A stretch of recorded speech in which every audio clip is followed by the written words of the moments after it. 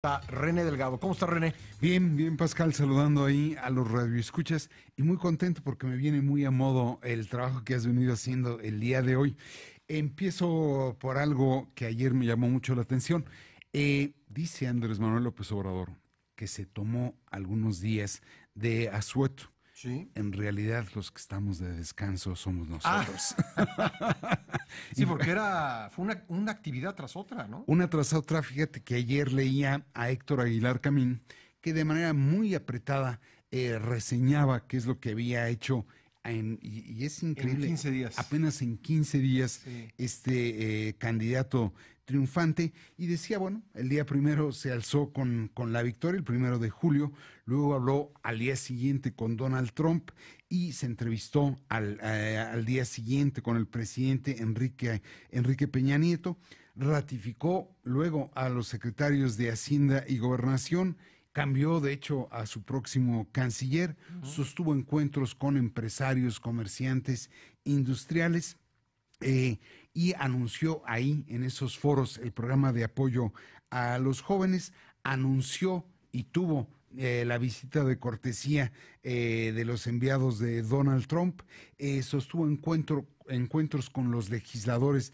de su propio partido, donde perfiló la agenda legislativa, hizo público su plan de austeridad, anunció la intención de nombrar un solo delegado especial ante los gobiernos estatales, desde luego se entrevistó luego con los propios gobernadores, al tiempo que varios de sus colaboradores anunciaron quiénes serían sus brazos derechos, por decirlo de ese modo, e incluso cómo se reducirían algunas de las propias subsecretarías de Estado.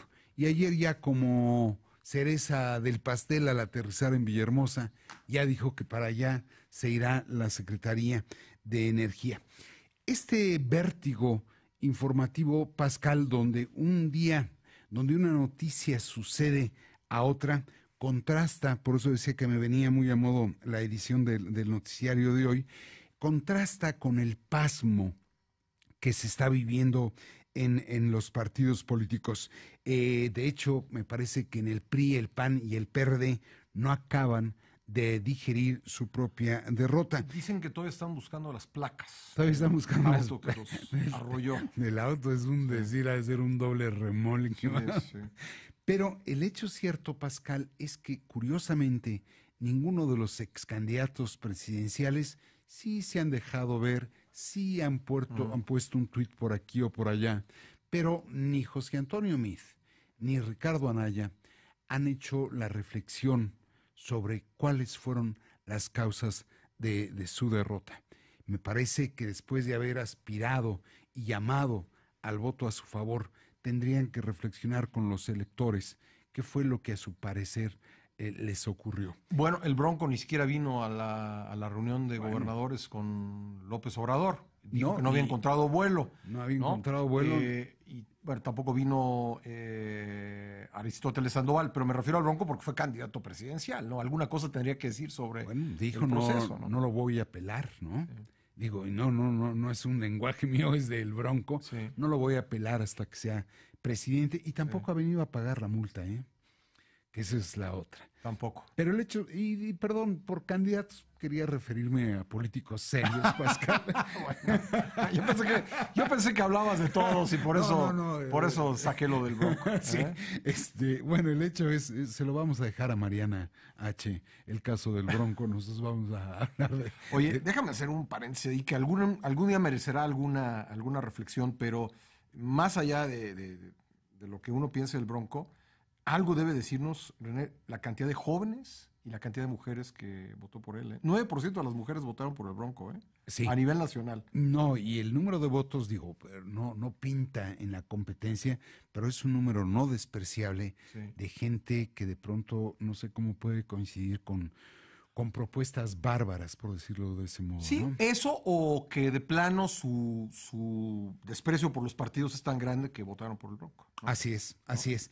Pero bueno, el hecho es que los candidatos no han reflexionado, sí, y a su vez me parece que los dirigentes partidistas dicen que van a llevar a cabo una reflexión profunda, te lo reiteraba hace unos minutos Claudia Ruiz Massieu, pero lo cierto es que pareciera que los dirigentes no tienen ideas propias.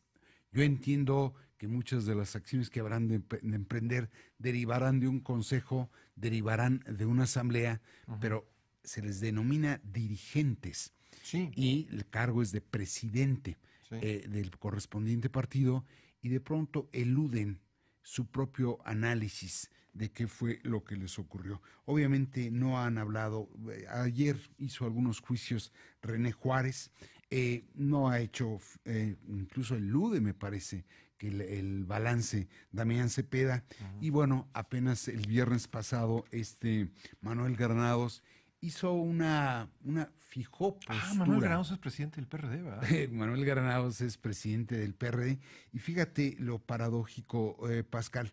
René Juárez deja la presidencia provisional que había asumido en relevo de Enrique Ochoa, quien el 2 de mayo dejó sin rendir cuentas el PRI, quien a su vez había sustituido a Manlio Fabio Beltrones, que fue el original presidente designado para cubrir el periodo correspondiente. Y ahí en medio estuvo Carolina Monroy, así que son 5 dirigentes, ¿no? En 3 años. Olvídate de los breves interinatos, pero incluso ahora Claudia te dice que ella es presidente por prelación. Y que convocará después de concluido el proceso electoral, después en un lapso de 60 días, a llevar a cabo un consejo para elegir al presidente. Es al presidente, no a la secretaria general, que entiendo ella quiere prevalecer hasta el 2019, que es cuando concluye el periodo. Luego, naturalmente, en el caso de Acción Nacional es exactamente lo mismo que acabas de decir. Estuvo Madero, estuvo Ricardo, estuvo Madero, estuvo Ricardo, estuvo Damián, y hasta ahí vamos. Ya se descartó, conforme a la entrevista que hiciste, el propio Miguel Márquez por razones personales, pero el hecho cierto es que no traen dirección los partidos. Y si uno voltea a ver, como tú decías, el caso del PRD, Manuel Granados entró en sustitución de Alejandra Barrales, quien entró en relevo de Agustín Basabe, quien a su vez había entrado en relevo de Carlos Navarrete. Así es. Y ¿por qué hacer esta relación de nombres que pareciera no tener mucho sentido? Que hablan de la ausencia de contrapesos. Y hay una serie de medidas, como comentaba yo al principio, que sí van a modificar la forma de hacer política en el país. Pero es muy difícil culpar a alguien de su victoria, se le podrá culpar de su derrota, pero entonces, ¿cómo es que queremos que haya un cierto balance, un cierto análisis entre los partidos que integran nuestro régimen democrático si no hay estos? Sí, porque, a ver, entre que los partidos derrotados están desorganizados, todavía viendo qué fue lo que les pasó, y todos los factores del poder parecen estarse alineando a lo que será el próximo gobierno, lo que está ausente, y creo que es la conclusión que saco de lo que nos dices, es que no se ve pues un mínimo espíritu de oposición organizada. No hay oposición. ¿No hay oposición? No solo no hay espíritu, no hay tal. Sí. Es decir, cuando uno ve, por eso refería a la velocidad de las acciones de Andrés Manuel López Obrador en 15 días, contrasta brutalmente con la lentitud de la reacción de los partidos derrotados. Pues sí, y creo que una democracia para funcionar necesita un gobierno y también necesita una oposición, las dos cosas. Son las dos piernas para caminar. Fíjate que dicen que sin partidos no hay democracia. Sí. Entonces, ¿en dónde estamos parados? Pues sí, una reflexión necesaria. René, gracias. A ti. Gracias a René Delgado. Lo puede usted escuchar martes y jueves en este espacio. Son las